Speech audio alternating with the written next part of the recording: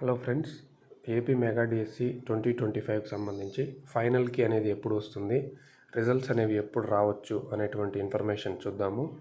ఇది mega DSC 2025కి సంబంధించినటువంటి official వెబ్సైట్లో ఉన్న ఒక పీడిఎఫ్.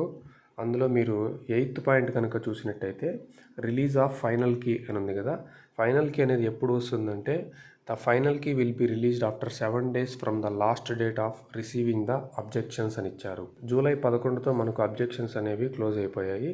అక్కడి నుంచి 1 week టైం పడుతుంది ఫైనల్ కీ రావడానికి. ఒకసారి మీరు గమనించండి, కీ అబ్జెక్షన్స్కి లాస్ట్ డేటు జూలై 11. అక్కడి నుంచి 1 week అంటే ఫైనల్ కీ అనేది మనము 18th లేదా 19th జూలై ఎక్స్పెక్ట్ చేయవచ్చు.